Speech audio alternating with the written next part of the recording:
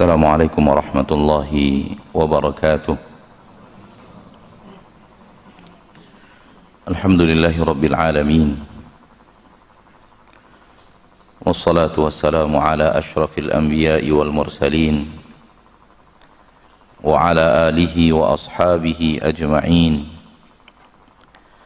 أشهد أن لا إله إلا الله وحده لا شريك له، وأشهد أن محمدًا عبده ورسوله، صلى الله عليه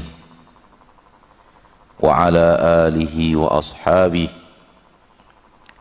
ومن تبعهم بإحسان إلى يوم الدين، وسلم تسليما كثيرا. يا أيها الذين آمنوا اتقوا الله حق تقاته ولا تموتن إلا وأنتم مسلمون. يا أيها الناس اتقوا ربكم الذي خلقكم من نفس واحدة وخلق منها زوجها وبث منهما رجالا كثيرا ونساء، واتقوا الله الذي تساءلون به والأرحام، إن الله كان عليكم رقيبا. يا أيها الذين آمنوا اتقوا الله وقولوا قولا سديدا يصلح لكم أعمالكم ويغفر لكم ذنوبكم، ومن يطع الله ورسوله فقد فاز فوزا عظيما. أما بعد، فإن أصدق الحديث كتاب الله، وخير الهدي هدي محمد صلى الله عليه وسلم، وشر الأمور محدثاتها، فإن كل محدثة بدعة، وكل بدعة ضلالة، وكل ضلالة في النار. معاشر المسلمين، معاشر المسلمات، إخواني وأخواتي في الدين، rahimani wa rahimakumullah. Mari kita bersyukur kepada Allah Tabaraka wa Ta'ala, Ar-Rahman Ar-Rahim, Allah yang maha pengasih, Allah yang maha penyayang, yang telah memberikan kasih sayangnya kepada kita yang sempurna, telah memberikan kepada kita nikmat-nikmat yang luar biasa setiap harinya. Hendaklah seorang muslim dan muslimah selalu merasakan itu dalam hidupnya, bahwa setiap hari Allah mencurahkan kepadanya nikmat-nikmat yang luar biasa, dan semua manusia mendapatkan itu tanpa terkecuali. Nikmat-nikmat yang manakala diperhatikan dengan seksama, maka satu daripada nikmat tersebut mengalahkan perhiasan-perhiasan dunia sebanyak apapun. Dan nikmat-nikmat yang seperti itu setiap hari Allah berikan kepada kita. Tidakkah wajib bagi kita untuk bersyukur kepada Allah Subhanahu wa Ta'ala? Salawat dan salam kepada Nabi kita tercinta, Rasul kita yang mulia, suri tauladan kita Nabi Muhammad sallallahu alaihi wasallam, yang telah memberikan kepada kita suri tauladan yang sempurna, di mana kita tidak membutuhkan siapapun untuk sebuah kebaikan di dunia dan di akhirat, melainkan dengan meneladani beliau. Kita tidak membutuhkan siapapun selain beliau untuk kebaikan di dunia dan di akhirat, karena kebaikan dunia dan akhirat sudah ada di dalam tuntunan yang beliau ajarkan. Ma'asyiral muslimin, ma'asyiral muslimat, saudaraku saudariku rahimani wa rahimakumullah. Pada kesempatan yang berbahagia ini kita memasuki bahagian terakhir dari bahasan bab minasyirki al-isti'adzatu bi ghairillah. Kita memasuki bahagian terakhir atau pertemuan terakhir dari bab ini, dan pada akhir pertemuan nanti kita akan membuka tanya jawab, dan bagi antum atau antunna yang hadir, manakala ada pertanyaan sebagaimana biasa, pertanyaan khusus seputar akidah, baik yang berhubungan dengan tema yang kita bahas atau berhubungan dengan masalah-masalah lain namun berhubungan dengan akidah, maka silahkan ditulis dan dikirimkan ke depan. Insyaallah ta'ala selesai bahasan materi pada kitab yang bahagian terakhir, bahasan pada bahagian yang terakhir, maka kita akan menjawab pertanyaan-pertanyaan tersebut sesuai dengan ilmu yang Allah berikan kepada kita, insyaallah ta'ala. Baik, kita masuki kitab At-Tauhid, bab minasyirki al-isti'adzatu bi ghairillah, karya Fadilatul Syekh Muhammad Ibnu Abdul Wahhab rahimahullah wa rahimah jami'a ulama'il ummah. Berkata beliau rahimahullah, wa an Khawlah binti Hakim, dari Khawlah binti Hakim, qalat, berkata beliau Khawlah bintu Hakim, sami'tu Rasulullah sallallahu alaihi wasallam yaqul, aku mendengar Rasulullah sallallahu alaihi wasallam bersabda, man nazala manzilan, barang siapa yang singgah di sebuah tempat singgah,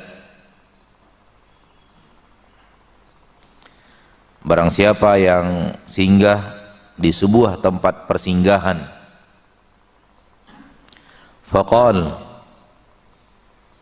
lalu dia mengucapkan, a'udzu bikalimatillahi tammati min syarri ma khalaq. Dia ucapkan kalimat tersebut, a'udzu bikalimatillahi tammati min syarri ma khalaq. Apabila dia ucapkan itu, lam yadurruhu syai'un, tidak ada sesuatu pun yang akan memberikan mudarat kepadanya, tidak ada sesuatu yang akan memberikan mudarat kepadanya, hatta yarhala min manzilihi dzalik, sampai dia meninggalkan tempat persinggahannya tersebut. Rawahu Muslim, hadis ini sahih, diriwayatkan oleh Imam Muslim di dalam Sahih Muslim. Ma'asyiral muslimin, ma'asyiral muslimat, kita masih dalam bahasan memohon perlindungan dari mara bahaya, memohon perlindungan dari sesuatu yang tidak disukai, memohon perlindungan dari bencana, dari keburukan sekecil apapun, apalagi besar, apalagi sangat besar, maka memohon perlindungan tersebut adalah ibadah. Memohon perlindungan tersebut adalah ibadah, dan ibadah hanyalah milik Allah. La ilaha illallah, tidak ada yang diibadati kecuali Allah. Tidak ada yang diibadati kecuali Allah. Maka apapun yang dia adalah ibadah, tidak ada kecuali Allah.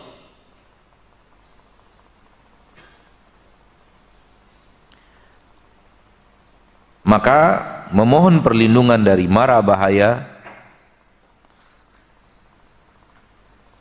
adalah ibadah yang dia wajib diarahkan kepada Allah semuanya tanpa terkecuali. Karena itu adalah ibadah. Dan jangan pernah berpikir bahwa ketika ibadah tersebut diberikan kepada selain Allah, jangan pernah berpikir bahwa ini bukan sesuatu yang melanggar la ilaha illallah. Kita sudah mengikrarkan asyhadu an la ilaha illallah, dan ketika mengikrarkan tersebut kita harus mengikuti konsekuensinya. Kita telah wajib mengikuti apa yang kita ikrarkan, supaya ikrar kita tentang la ilaha illallah tidaklah ikrar dusta, supaya ikrar kita akan la ilaha illallah bukanlah hanya sekedar di lisan.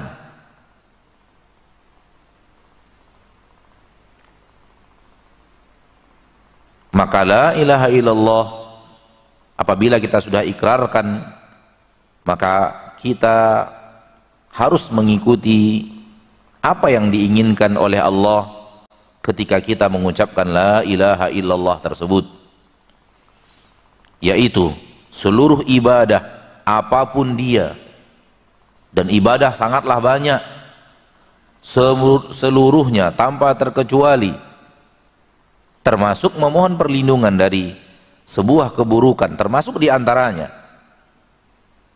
Dan sangat banyak lagi ibadah yang lainnya. Semua ibadah itu semuanya hanya lillah, hanya kepada Allah, hanya untuk Allah semata, tidak akan diberikan kepada siapapun kecuali Allah. Kita sudah pernah melewati tentang menyembelih seekor lalat. Apalah arti seekor lalat? Tidak ada harga seekor lalat. Namun ketika disembelih untuk selain Allah, dia adalah kesyirikan yang mencemplungkan pelakunya ke dalam neraka. Bukan soal besar dan kecil, namun soal ibadah atau bukan ibadah. Kalau dia ibadah lillah, wajib diberikan hanya kepada Allah subhanahu wa ta'ala.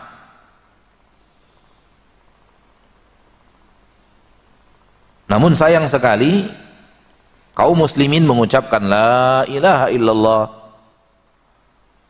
namun tidak mendalami makna tuntutan daripada la ilaha illallah tersebut. Sehingga ketika kita bertanya kepada mereka, apa la ilaha illallah? Mereka mengatakan tidak ada Tuhan selain Allah. Baik, terjemahannya tidak ada Tuhan selain Allah. Namun apa maksud tidak ada Tuhan selain Allah? Mereka menjawab, tidak ada pencipta langit dan bumi kecuali Allah. Tidak ada yang memberi rezeki kecuali Allah. Tidak ada yang menghidupkan dan mematikan kecuali Allah. Tidak ada yang mengatur alam semesta kecuali Allah. Taib, itu saja? Ya itulah yang kami tahu tentang la ilaha illallah. Kita katakan bahwa terlalu singkat apa yang Anda maksud dengan la ilaha illallah. Terlalu singkat ilmu Anda tentang apa yang diinginkan dalam tuntutan tentang la ilaha illallah. Kita tidak khilaf dalam terjemahan, karena terjemahan bahasa kita. Kalau ataupun ada orang yang bertauhid mengucapkan la ilaha illallah, ketika ditanya apa itu la ilaha illallah, lalu dia menjawab dengan jawab yang benar, walaupun dia menerjemahkan tidak ada Tuhan selain Allah, tapi makna yang dia inginkan benar, maka kita tidak khilaf dalam terjemahan. Namun kita khilaf dalam apa di balik terjemahan itu, apa yang difahami di balik terjemahan itu. Kalau hanya sekedar yang tadi, dan ini kebanyakan pemahaman umat Islam di zaman sekarang tentang la ilaha illallah, dan ini sudah kita praktekkan, kita buktikan, kita tanyakan kepada kaum muslimin, kita tanyakan kepada umat Islam, terutama mereka-mereka yang sibuk dalam belajar ilmu-ilmu umum, ilmu duniawi murni, mengejar cita-cita di balik dunia. Kita tanyakan kepada mereka apa la ilaha illallah, itu jawaban mereka. Tidak ada yang memberi rezeki kecuali Allah, tidak ada yang menciptakan langit dan bumi kecuali Allah, tidak ada yang menurunkan hujan kecuali Allah, tidak ada yang menghidupkan dan mematikan kecuali Allah, tidak ada yang menurunkan hujan kecuali Allah. Kita suruh mereka ayo lagi, tidak keluar dari itu. Tidak ada yang mengatur urusan di langit dan di bumi kecuali Allah.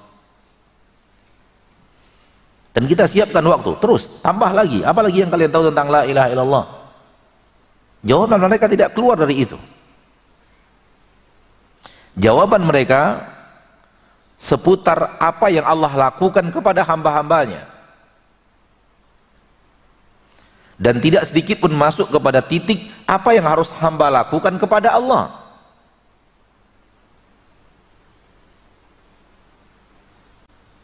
Di dalam Al-Quranul Karim ada dua kalimat yang berulang-ulang Allah menyebut tentang Allah.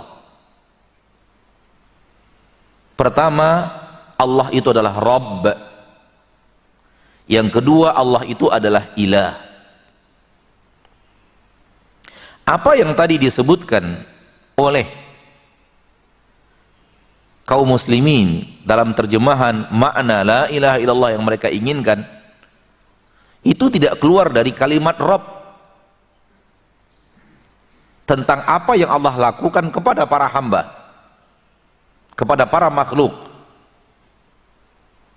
Sementara la ilaha illallah, ilah, kalimat ilah lebih menjurus kepada apa yang dikerjakan makhluk kepada Allah.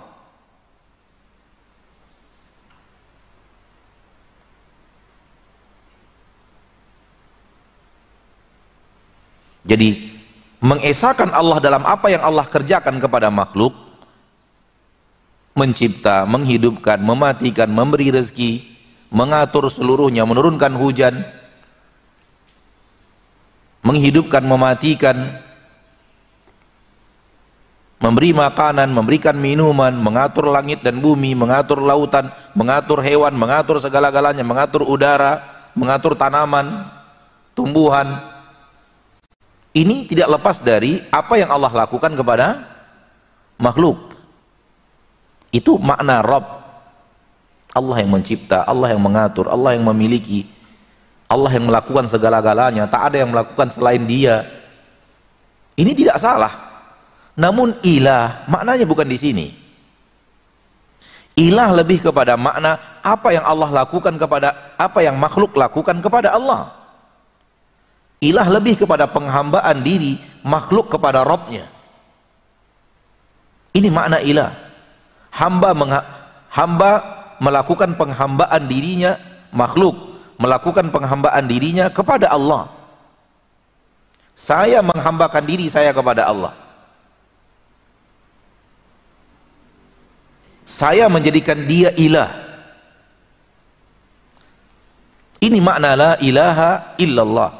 Tidak ada yang saya ibadati, saya sebagai seorang hamba, tak ada yang saya ibadati kecuali Dia. Maka la ilaha illallah berbicara tentang perbuatan hamba, bahwa dia tidak akan ada melakukan apapun, dia tidak akan menjadikan sesuatu apapun ilah kecuali Allah.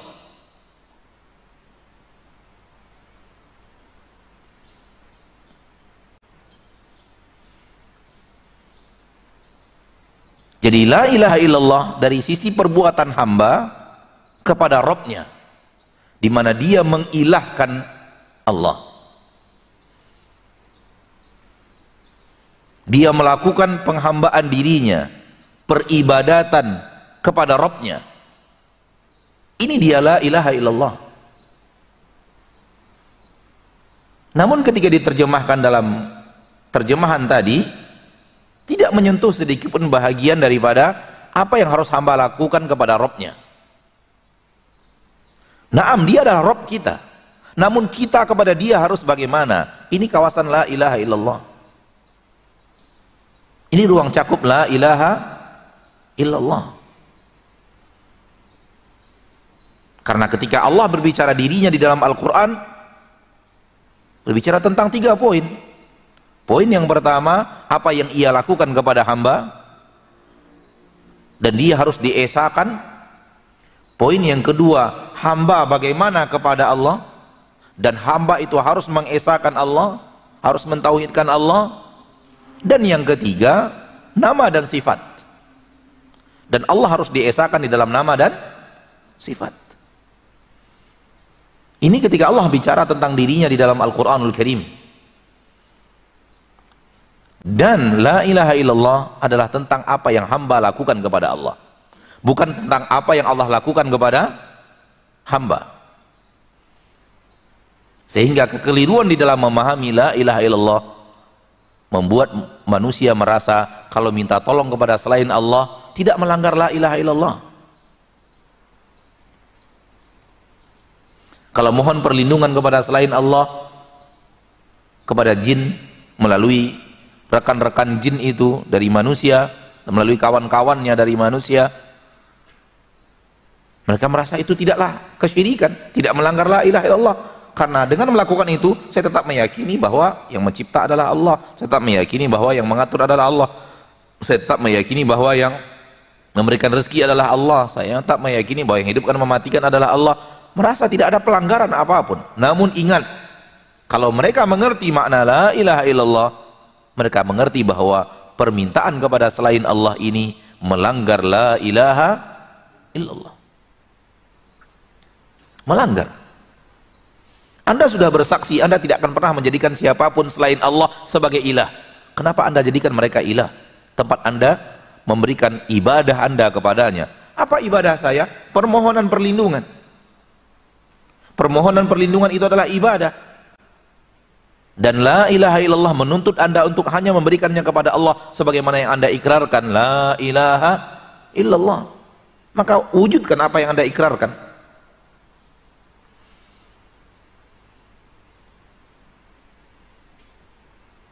Wujudkan apa yang Anda katakan. Anda mengatakan la ilaha illallah, wujudkan. La ilaha illallah yang Anda katakan mengharuskan Anda melakukan ibadah semuanya kepada Allah. Ketika Anda selewengkan kepada selain Allah, Anda melanggar apa yang Anda nyatakan dan Anda ikrarkan, la ilaha illallah.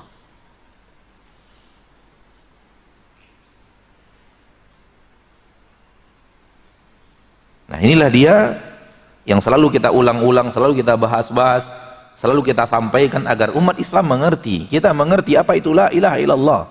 La ilaha illallah lebih penting daripada salat. La ilaha illallah lebih penting daripada haji. La ilaha illallah lebih penting daripada jihad. Bahkan salat, haji, jihad dan semuanya itu untuk menegakkan la ilaha illallah. Bagaimana mungkin hanya sekedar keyakinan Allah pencipta, Allah pengatur, sudah selesai la ilaha illallahnya? Dan apabila kita melihat Allah mengatakan di dalam Al-Quran, ternyata orang musyrikin pun sama. Orang musyrikin di zaman Rasulullah ditanya, siapa pencipta langit dan bumi? Mereka mengatakan Allah. Siapa yang mengatur urusan langit dan di bumi? Mereka menjawab Allah.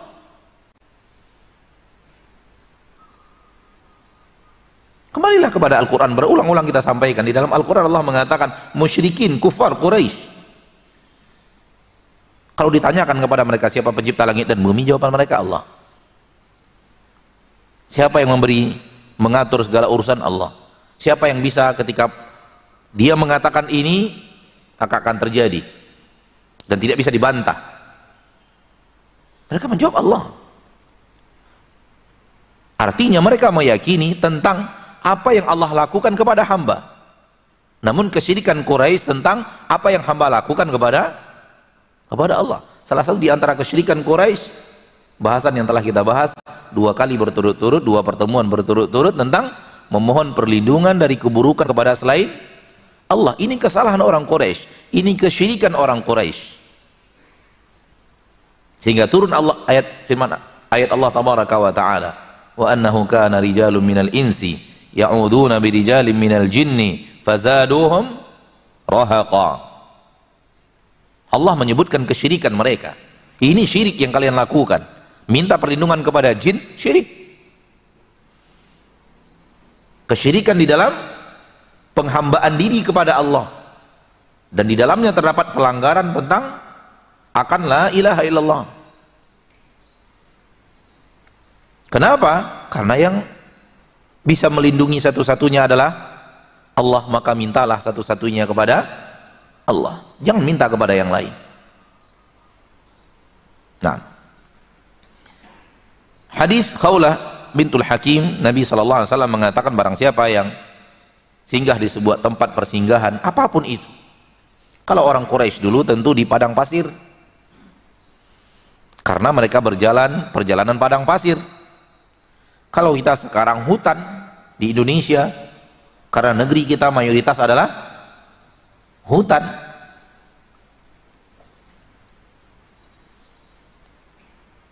Namun kalimat Nabi umum, yang singgah di sebuah tempat persinggahan.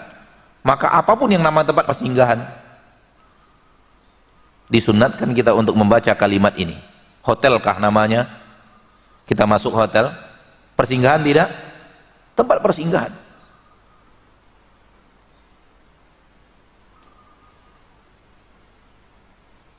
Termasuk hotel.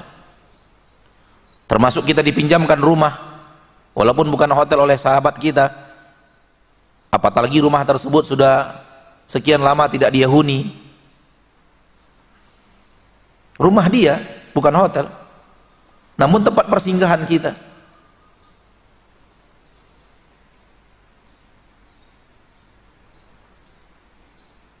Kita bekerja, harus masuk hutan, dan kita harus menginap di sana, tempat persinggahan. Barang siapa yang singgah di sebuah tempat persinggahan, kata Nabi SAW, maka dia ucapkan a'udzu bikalimatillahi tammati min syarri ma khalaq, maka selama dia berada di tempat tersebut tidak akan ada yang memberikan mudarat kepadanya sampai dia tinggalkan tempat itu. Luar biasa berarti. Inilah dia pagar gaib yang sesungguhnya, kalau bisa diterjemahkan pagar gaib. Kalimat yang seperti ini, benteng diri, dalam istilah manusia sekarang pagar gaib, yang diminta kepada para dukun, diminta kepada sahabat-sahabat jin, berikan saya pagar gaib, pagari saya dengan sesuatu yang bisa melindungi saya. Syirik. Mintalah kepada Allah. Dan bukankah Rasul telah mengajarkan? Ini dia kalimatnya, ucapkan a'udzu bikalimatillahi tammati min syarri ma khalaq. Sudah. Dan ucapkan dengan penuh keyakinan, jangan ucapkan dengan penuh keraguan. Ini penting, mengucapkan zikir tersebut dengan totalitas keyakinan. Rasul tidak akan berdusta, dan Rasul menyampaikan dari Allah tabaraka wa ta'ala. Kalau ini kita ucapkan, maka selama kita berada di tempat tersebut tak akan ada yang bisa memberikan gangguan, tak akan ada yang bisa memberikan mudarat. Kenapa? Karena semua makhluk yang ada di situ di bawah aturan Allah. Allah yang mengaturnya. Allah yang mengatur segala urusan, termasuk siapa yang di sekitar, siapa dan apa yang di sekitar tempat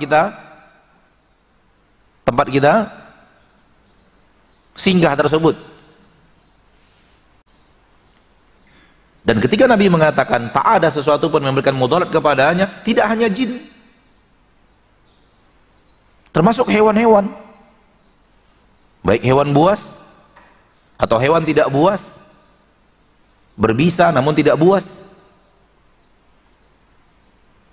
tidak akan memberikan mudarat apapun kepada orang tersebut. Namun ucapkan dengan penuh keyakinan, ucapkan dengan penuh keyakinan bahwa Anda benar-benar melakukan ini dengan segenap hati, perlindungan, memohon perlindungan kepada Allah yang menguasai segala sesuatu, yang di tangannya segala urusan. Karena sebagian manusia mengucapkannya ucapan kaum munafik, diucapkan dengan lisan, hatinya tidak yakin. Jangan, ucapkan dengan penuh keyakinan bahwa Rasul tidak akan berdusta. Kalau ini diucapkan, maka akan turun penjagaan dari Allah Subhanahu wa ta'ala kepada kita sampai kita meninggalkan tempat ini.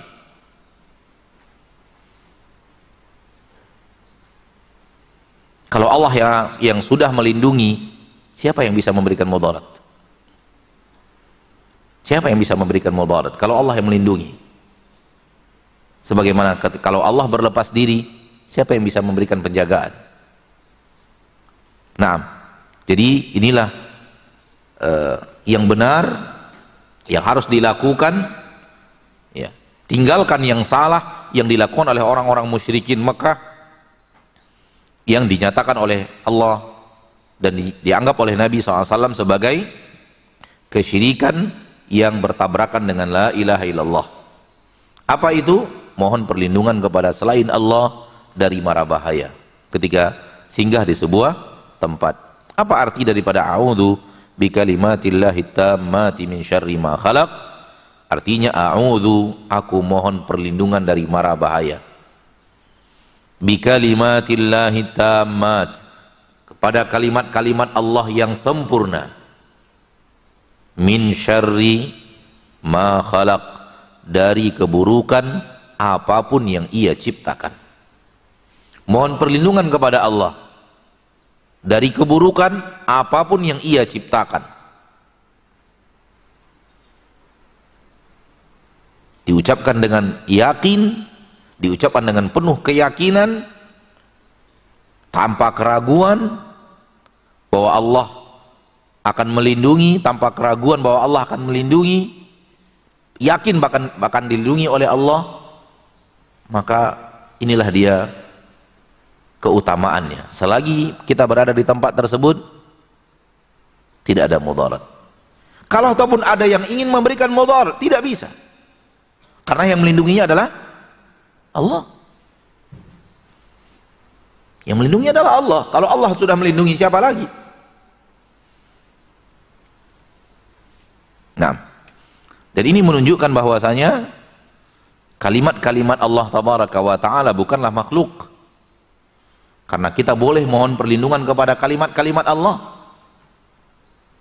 Kalau kalimat Allah adalah makhluk, mohon perlindungan kepada kalimat Allah adalah syirik.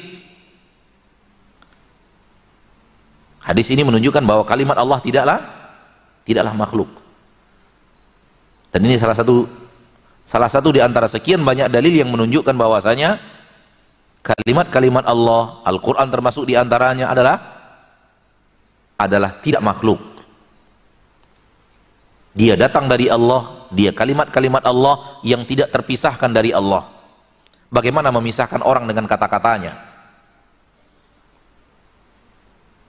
Oh, dia manusia, namun kata-katanya bukan manusia. Bagaimana caranya? Namun inilah diyakini oleh sebagian kaum muslimin, na'udzubillah min dzalik, bahwa Al-Quran makhluk. Al-Quran bukan kalamullah. Al-Quran makhluk ciptaan Allah. Dan mereka keliru dalam masalah ini. Namun pernah di suatu zaman, di pemerintahan khilafah Bani Abbasiyah, merekalah yang dekat dengan penguasa, sehingga memaksakan melalui para khalifah, memaksakan umat Islam harus meyakini Al-Quran makhluk. Dan yang mengatakan Al-Quran bukan makhluk sesat. Dan dipaksa melalui pemimpin, melalui khalifah, dipaksa umat Islam harus mengakuinya. Dengan cara ulamanya dipanggil-panggil. Yang mengakui Al-Quran tidak makhluk, dibunuh, dipenggal. Kepalanya diletakkan di kota, sebahagian mereka kepalanya diletakkan di kota, sehingga orang ketakutan mengatakan Al-Quran adalah tidak makhluk. Dan pada saat itulah Allah Tabaraka wa Ta'ala meneguhkan Islam dengan Imam Ahmad bin Hanbal, di mana beliau berusaha terus sekuat tenaga untuk tidak menyerah kepada ancaman penguasa, untuk tetap mengatakan Al-Quran tidaklah makhluk. Naam, kertasnya makhluk, tintanya makhluk, namun dia menulis Al-Quran yang bukan makhluk. Qul huwallahu ahad itu tidak makhluk. Sampai akhirnya Allah Tabaraka wa Ta'ala kembali mendatangkan khalifah yang meyakini bahwa Al-Quran tidaklah makhluk. Baru kemudian umat Islam terbebas. Namun setelah penderitaan panjang Imam Ahmad, sehingga para ulama mengatakan Allah telah menolong umat Nabi Muhammad ini dengan 2 orang lelaki yang tidak ada yang ketiga. Sampai saat ini tidak ada yang ketiga. Allah menyelamatkan umat Islam, umat Nabi Muhammad. Setelah wafatnya Nabi Muhammad, ada mara bahaya besar mengancam umat Islam. Allah selamatkan melalui 2 orang lelaki, tidak ada yang ketiga.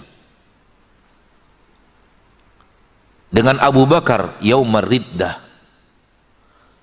dengan Abu Bakar pada masa riddah, kemurtatan merajalela. Pasca Nabi Muhammad, umat murtad. Allah selamatkan umat melalui jasa seorang Abu Bakar. Wabi Imam Ahmad yaumal mihnah, dan Allah menyelamatkan umat melalui seorang Imam Ahmad pada hari fitnah, pada hari ujian. Maksudnya ujian adalah umat diuji untuk mengatakan Al-Quran makhluk. Berbeda dengan akidah yang sebenarnya. Bukan ini bahasan kita pada kesempatan kali ini. Walau ini adalah bahasan akidah, kita wajib meyakini Al-Quran bukanlah makhluk. Dia adalah kalamullah, dia adalah kata-kata Allah, datang dari Allah dan kembali kepada Allah. Sehingga di akhir zaman, sebelum dunia ini Allah hancurkan beserta isinya, langit dan bumi akan Allah hancurkan, dan bumi ini beserta langit dan bumi adalah makhluk. Ketika sebelum itu Allah lakukan, Allah angkat dulu Al-Quran ke sisinya, sehingga tidak ada lagi Al-Quran di permukaan bumi. Kalau Al-Quran yang antum punya akan bertahan nanti sampai detik-detik hari kiamat. Al-Quran yang kita punya sekarang, yang tertulis di dalamnya Al-Quran, kertas-kertas yang tertulis di dalamnya Al-Quran, bukankah itu yang kita katakan Al-Quran? Iya, ada tintanya, ada kertasnya, ada benang penjahitnya, benang jahitannya, itu makhluk, semuanya makhluk. Namun yang dia tulis adalah Al-Quran yang bukan makhluk. Kalau Al-Quran sekarang yang ada pada kita, mushaf yang ada pada kita, bertahan sampai hari kiamat, maka suatu saat sebelum Allah menghancurkan langit dan bumi ini, itu akan hilang semuanya dari Al-Quran itu, dari kertasnya itu akan menjadi putih bersih, tak ada apa-apa yang tertulis di sana, sehingga kosonglah bumi dari Al-Quranul Karim. Baru kemudian dihancurkan dunia beserta isinya, karena yang hancur adalah makhluk. Al-Quran bukanlah makhluk. Al-Quran bukanlah makhluk. Suara imam makhluk, suara imam makhluk, tapi yang dia baca adalah Al-Quran, dan Al-Quran bukanlah makhluk. Nah, fihi masail, dalam bahasan kita bab ini ada beberapa masalah-masalah yang harus difahami. Yang pertama, tafsir ayatil jin. Apa itu tafsir ayat surat jin?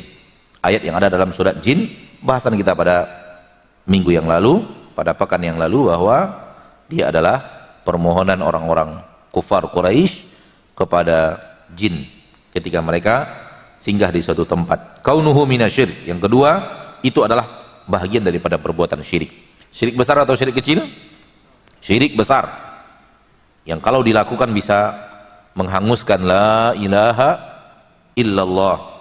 Yang ketiga, al-istidlalu ala dhalika li'anna al-ulama yastadilluna bihi ala anna kalimatillahi ghairu makhluk. Qalu li'anna al-isti'adata bil makhluqi syirk.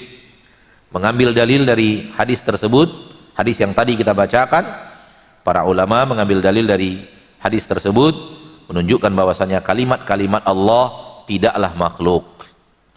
Kenapa? Karena memohon perlindungan kepada makhluk syirik. Sementara Nabi mengajarkan kita untuk mohon perlindungan kepada kalimat-kalimat Allah, dan Nabi mustahil mengajarkan kita kesyirikan. Menunjukkan bahwa kalimat Allah itu bukanlah makhluk, sehingga berlindung kepada kalimat Allah sama dengan berlindung kepada Allah. Yang keempat, fadilatu hadad du'a ma'akhtisarihi, kemuliaan keutamaan doa ini walaupun singkat. A'udzu bikalimatillahi tammati min syarri ma khalaq.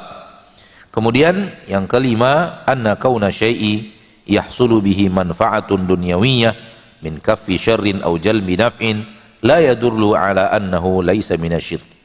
Kalaupun sesuatu terjadi dapat manfaat dunia dari adanya keburukan yang terhalangi atau datangnya manfaat, terjadi kita berbuat syirik namun terjadi yang kita inginkan, kita terlindungi, ini tidaklah menunjukkan bahwa dia bukanlah syirik,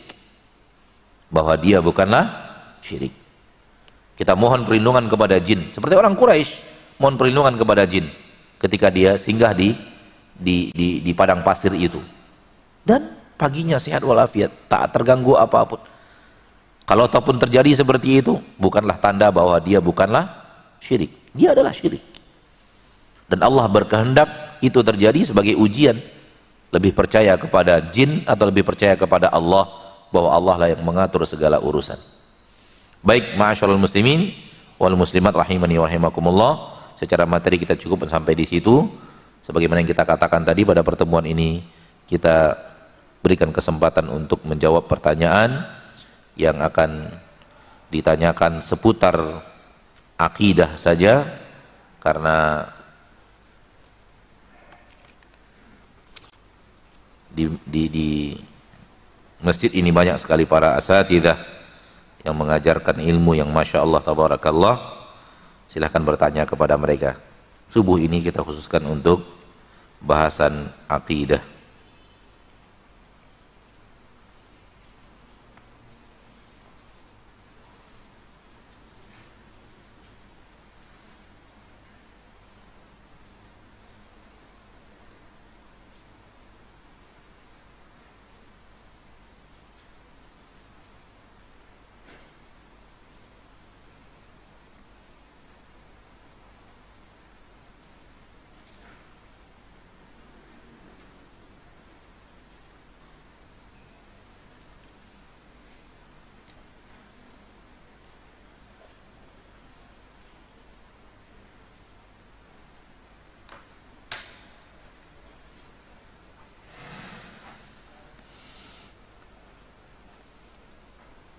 Ada teman menanyakan bagaimana cara menghilangkan rasa takut saat bangun malam untuk ke kamar mandi.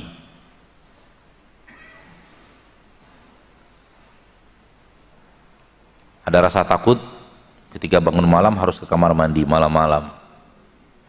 Apa yang ditakuti? Takut yang putih-putih nanti nampak gitu ya. Takut nanti yang bertaring keluar gitu, sehingga tidak bisa khusyuk karena seperti ada yang mengikuti, pada saat malam-malam sendirian tersebut. Apakah doa di persinggahan tadi juga bisa dibaca pada saat takut tersebut, Ustadz? Doa tersebut termasuk doa di sore hari, Ya, doa sore hari, dia tidak termasuk doa pagi, dia termasuk doa sore saja. Adapun doa pagi yang mirip dengannya yaitu bismillahilladzi la yadurru ma'asmihi syai'un fil ardi wala fis sama'i wa samiul alim. Kalau doa sore dia termasuk yang tadi, tetap termasuk doa sore. Ucapkan 3 kali di sore hari. A'udzu bikalimatillahi tammati min syarri ma khalaq. A'udzu bikalimatillahi tammati min syarri ma khalaq. A'udzu bikalimatillahi tammati min syarri ma khalaq. Ucapkan tiga kali di waktu sore. Keutamaannya adalah, fadilahnya adalah Allah jaga dari mara bahaya sampai subuh. Kalau yang tadi persinggahan, sementara kita di rumah kita, berarti kita tidak singgah. Ya, kita tidak singgah. Namun zikir ini termasuk zikir sore yang kalau diamalkan maka Allah berikan perlindungan sampai subuh. Mirip dengan bahasan kita tadi, ucapkan dengan penuh keyakinan. Kalau ini sudah kita ucapkan maka aman sampai subuh. Adapun rasa takut, sebenarnya rasa takut itu aneh. Setiap malam kalau bangun merasa ada yang ngikuti. Dan itu berlangsung selama 40 tahun. Setiap malam ke kamar mandi merasa ada yang mengikuti. Takut nanti ada muncul kiri kanan, ada yang ketawa cikikikan. Padahal 40 tahun tak pernah terjadi sekalipun. Aneh enggak? 40 tahun setiap malam ke kamar mandi, ke tempat gelap, takut diikuti dan merasa ada yang mengikuti. Namun 40 tahun itu pula tak pernah terjadi sekalipun. Ada yang lebih aneh dari ini? 40 tahun dia takut, 40 tahun tidak terjadi.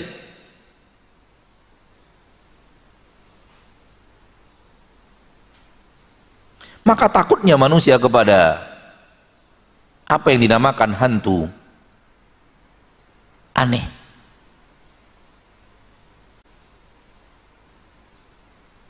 Itu adalah suatu hal yang aneh karena tidak terwujud. Ana yakin dan percaya mayoritas kita yang ada di sini, walaupun usia kita sudah 60 tahun, sekalipun seumur hidup tak pernah melihat hantu itu.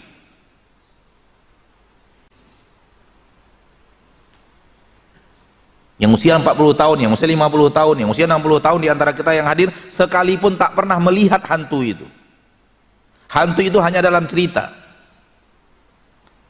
Cerita si anu nampak, cerita si anu nampak, si anu nampak, si anu nampak. Yang kitanya tidak pernah sekalipun. Betul tidak? Kalau ataupun terjadi sekali, 2 kali seumur hidup, 2 kali dalam 60 tahun, kenapa harus ditakuti?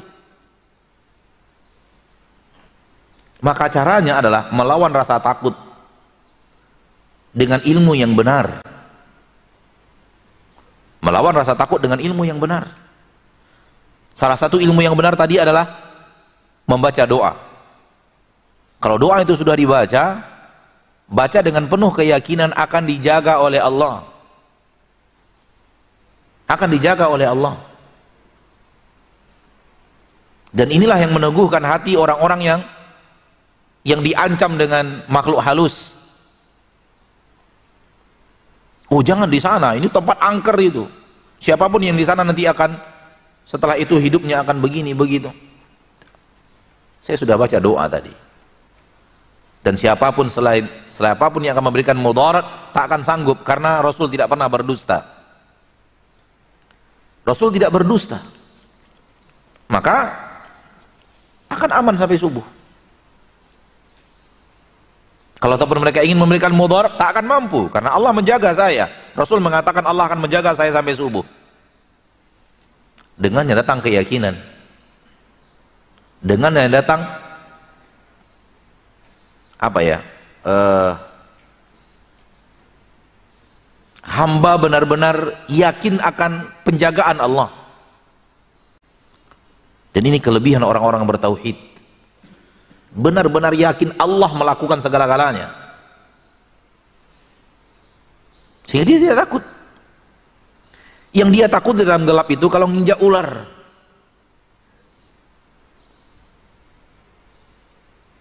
karena tidak nampak. Itu yang lebih dia khawatirkan daripada melihat kuntilanak dan kawan-kawannya. Karena ular nyata, ular berbisa nyata. Tapi hantu hanya cerita. Baik. Ilmu yang benar melawan cara itu adalah siapapun yang namanya hantu sebenarnya adalah jin yang ingin menakut-nakuti manusia. Ada memang jin menampakkan diri menakut-nakuti manusia. Jin yang menampakkan diri itulah yang disebut oleh manusia dengan kalimat hantu. Sebenarnya jin dia bisa menampakkan diri dalam bentuk orang yang sudah meninggal beberapa waktu yang lalu. Di rumah itu orang terpanggang. Setelah 2 bulan dia masih terlihat di sana malam hari bermain ayunan. Kok bisa? Ya, jin menampakkan diri dengan bentuk orang tersebut. Atau di pohon besar dia menampakkan diri, dia mengeluarkan suara. Jin menakut-nakuti orang, menakut-nakuti manusia.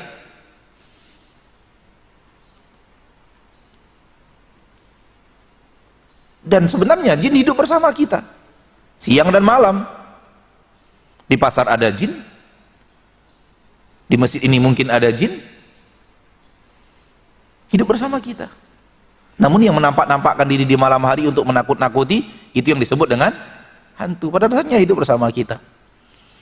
Kalau kita tahu bahwa ada jin di sekeliling kita, ada jin bersama kita, maka tidak takut lagi kita, insyaallah ta'ala. Kemanapun kita pergi ada jin, insyaallah. Karena jin lebih banyak daripada kita. Mungkin di rumah kita ada jin. Sekali-kali jin itu ngomong, apa salahnya? Paham antum? Sekali-kali dia ngomong, apa salahnya? Sekali-kali dia melakukan gerakan, apa salahnya? Sekali-kali dia menampakkan diri, apa salahnya? Memang dia ada bersama kita setiap saat. Siang dan malam ada bersama kita. Sekali-kali dia ngomong, mau kemana mas? Jawab aja, mau ke sana. Iya. Sekali-kali ada nampak, tanya mau kemana dia? Dia hidup bersama kita. Innahu yarakum huwa wa qabiluhu min haitsu la tarawnahu. Dia dan kaumnya yaitu jin melihat kalian di saat kalian tidak bisa melihat dia. Dia bersama kita, namun dia lihat kita, kita tidak bisa lihat dia. Itu aja bedanya. Namun karena sudah terlalu dihantui oleh cerita hantu, akhirnya manusia tidak waras lagi. Tak pernah dia lihat seumur hidup, takut. Padahal seumur hidup tidak pernah lihat. Apa yang ditakuti, subhanallah. Maka cerita hantu nyaris semuanya cerita orang lain, nggak ada yang cerita kita. Terutama cerita penampakan, nampak ini, nampak itu, nampak ini, nampak itu, cerita orang lain semuanya, bukan cerita kita. Kalau ataupun cerita kita sekali seumur hidup, ketika lewat di kuburan-kuburan yang sangat banyak misalnya, mungkin ada, tapi sekali-sekali. Seumur hidup kejadiannya sekali. Kalau sekali seumur hidup, tak perlu kita takut. Cuman sekali seumur hidup. Supaya antum tidak takut, ana kasih resep. Dan resep ini rahasia kaum jin, jangan dibongkar. Jin itu ketika menampakkan diri dalam makna hantu, dia pun menampakkan diri dalam ketakutan yang luar biasa. Bukan antum saja yang takut, dia pun menampakkan diri penuh dengan rasa takut. Apa yang dia takuti? Yang dia takuti kalau antum berani. Oleh karena itu, kenapa hantu menampakkan diri dari jarak jauh? Karena dia takut. Kalau dia berani, dia menampakkan diri setengah meter dari kita. Dia menampakkan diri dari jarak jauh. Dia hanya bermain suara, tak menampakkan diri, supaya kita takut. Namun kalau kita tidak takut, dia bahaya.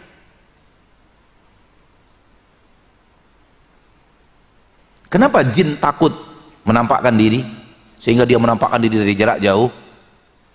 Karena kalau jin itu kita pegang, dia tidak bisa kembali lagi ke alam gaibnya. Kalau sudah disentuh manusia, dia nggak bisa berangkat ke alam gaibnya lagi. Dan dia bisa kita tahan dalam keadaan seperti itu untuk kita permainkan. Karena kalau sudah disentuh oleh manusia, dia tidak bisa menghilang lagi, masuk ke alam gaibnya. Itu yang dia takuti. Kalau orang yang ditakut-takuti oleh dia berani, bahaya dia. Oleh karena itu dia mengambil jarak yang sangat jauh, sehingga kalau dia melihat kita berani melangkah saja 2-3 langkah, dia akan cabut. Kalau antum digertak preman dari jarak jauh, antum melangkah 2-3 langkah dia lari, itu berani nggak preman itu? Nggak berani kan? Dari jarak jauh menggertak, kita maju 2-3 langkah, dia cabut. Itulah jin ketika menampakkan diri kepada manusia. Hampir tidak ada jin menampakkan diri dalam keadaan sangat dekat, menakut-nakuti kita dari jarak dekat, nggak berani dia. Kenapa? Dia takut disentuh. Nabi SAW mengatakan, saya ketika sholat diganggu oleh ifrit, saya cekik, kata Nabi, sehingga terasa dingin air liurnya di tangan saya, dan saya ingin mengikatnya untuk dimainkan besok oleh anak-anak kota Madinah. Namun saya ingat doa saudara saya Sulaiman, maka saya lepaskan lagi. Ifrit, jin yang sangat kuat, dicekik oleh Nabi kita SAW, terasa air liur dingin, air liurnya mengalir di tanganku. Dan ini dalil bahwa air liur jin tidak najis. Kalau najis, batal sudah sholat Nabi SAW. Namun Nabi melanjutkannya, padahal tadi ada air liurnya. Ya, namun saya ingat doa Sulaiman. Nabi Sulaiman berdoa kepada Allah, berikan saya kekuasaan yang tidak kau berikan kepada siapapun setelah saya. Dan Allah berikan menguasai alam jin.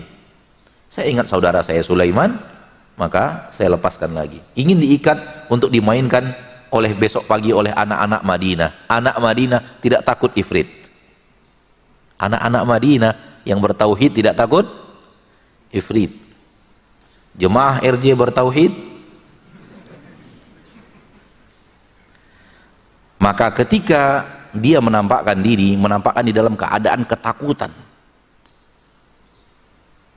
ya, akhirnya apa? Akhirnya kalau menampakkan diri, kalau ataupun akhirnya sekali seumur hidup kita dia menampakkan diri dari jarak jauh, atau pakai suara, atau benda yang dia ganggu, dia gerak-gerakkan benda itu, tidak berani menampakkan diri. Dengan meyakini itu dia ada, kemudian dia menggerakkan benda. Ada apa memang? Benda bergerak gara-gara dia? Ya, biasa saja.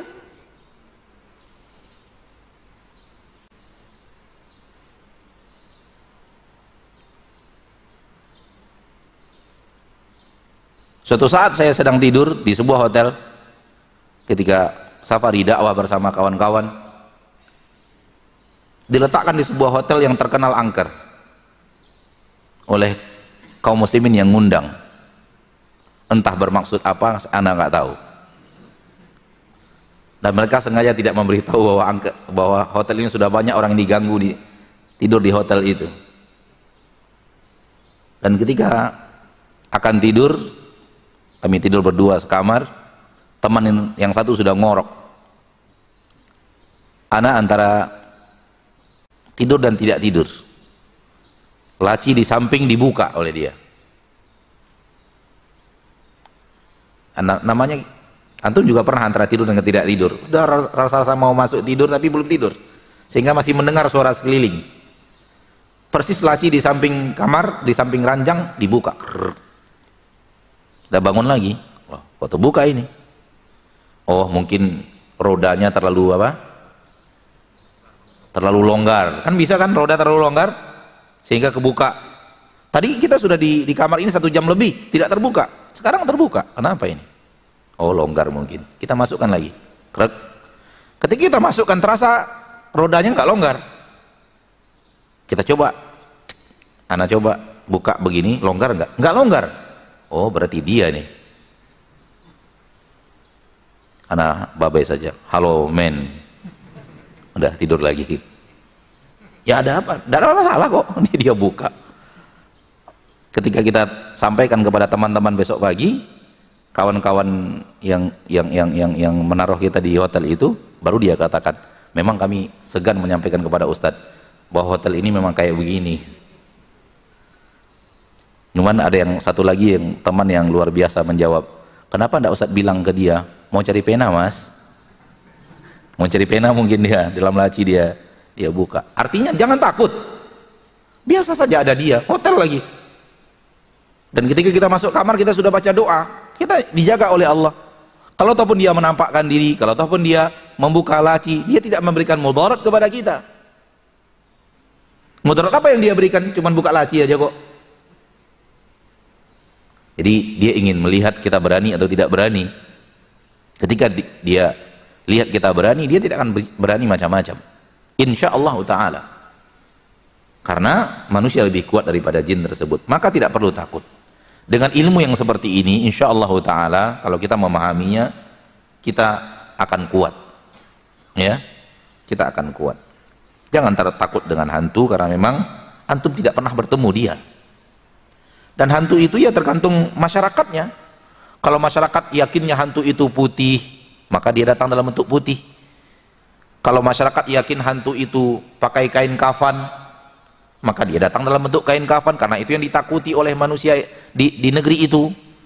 Kalau yang ditakuti di negeri itu adalah makhluk besar tinggi berbulu dari ujung sampai, maka dia datang dalam bentuk itu. Di negeri lain, di negara lain, hantu itu loncat-loncat, pandai kungfu, maka dia datang dalam bentuk hantu yang seperti itu. Di negeri lain, hantu itu bentuknya manusia, menghisap darah, takut matahari, maka dia datang dalam bentuk itu. Apa yang diyakini orang, seperti itu dia datang. Maka kalau ada pocong datang ke negeri yang tidak diyakini, tidak meyakini pocong, datang dalam bentuk pocong, dia dimainin orang mungkin. Karena orang tidak takut pocong di negeri itu, tidak takut ada orang yang berkafan. Namun takutnya kepada yang loncat-loncat tadi, yang pandai kungfu tadi, itu yang ditakuti. Dan pocong itu ada Ustaz, buktinya nampak. Iya, bisa saja. Jin bisa menampakkan di dalam bentuk apapun yang dia inginkan.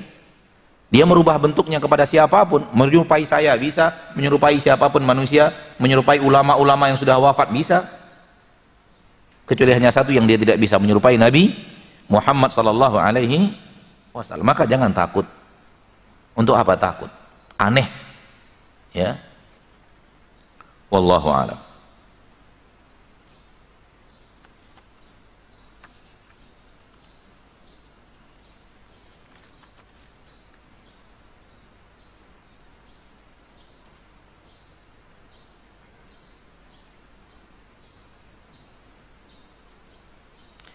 Apakah Al-Quran nanti di akhirat berubah menjadi makhluk?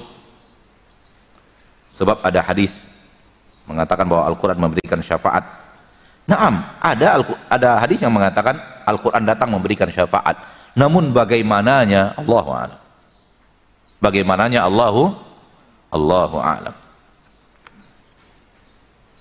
Dan di hadis itu tidak dikatakan bahwa Al-Quran menjelma menjadi seseorang. Al-Quran datang dan memberikan syafaat kepada orang yang membacanya. Puasa datang dan memberikan syafaat kepada orang yang melakukannya. Nah, imani sesuai dengan yang disampaikan Nabi SAW. Kita diberi makanan oleh tetangga sebelah rumah. Namun makanan itu diberikan dalam rangka kegiatan menolak bala karena anaknya sering sakit. Setelah sembuh dibikinkan makanan agar tidak sakit lagi dan dibagi-bagikan ke tetangga.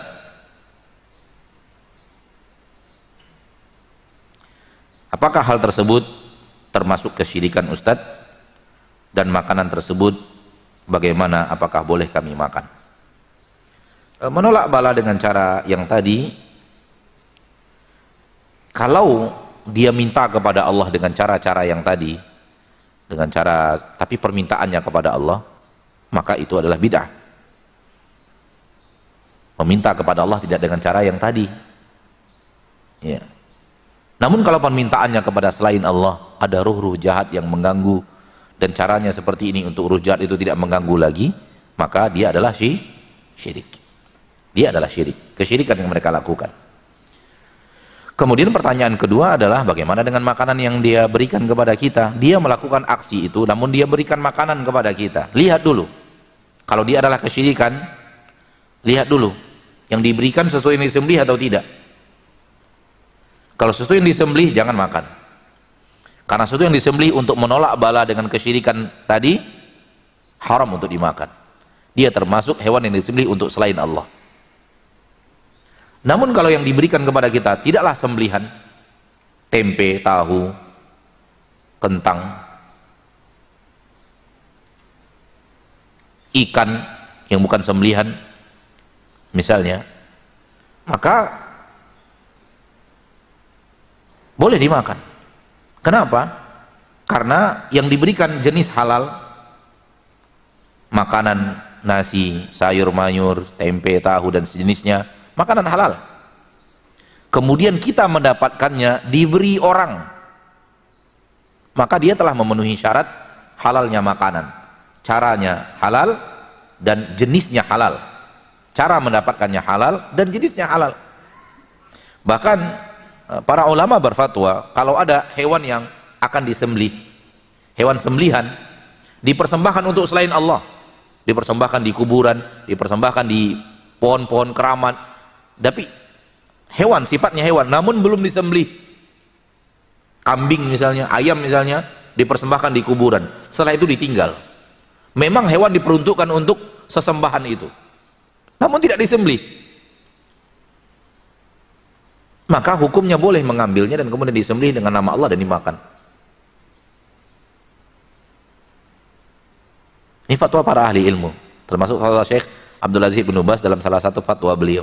Ketika ditanyakan itu, orang mendatangkan hewan untuk sesajen, setelah itu dia tinggal, dia tidak peduli lagi, sudah dia buang, dia anggap persembahan untuk yang dia sembah, persembahan untuk yang dia beribadat kepadanya, lalu dia tinggal, jadilah dia barang tanpa tuan, namun tidak disembelih, diikat saja.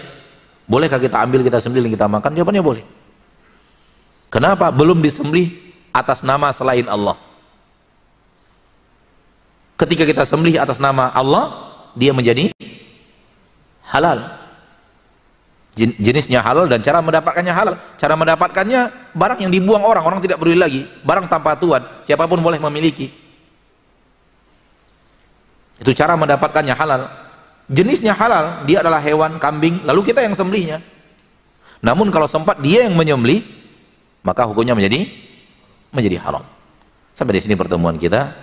Semoga Allah tabaraka wa ta'ala jadikan kita hamba yang mengerti akan la ilaha illallah dan mengamalkan la ilaha illallah seumur hidup kita. Amin ya rabbal alamin. Subhanakallahumma wa bihamdik, asyhadu an la ilaha illa anta, astaghfiruka wa atubu ilaik. Assalamualaikum warahmatullahi wabarakatuh.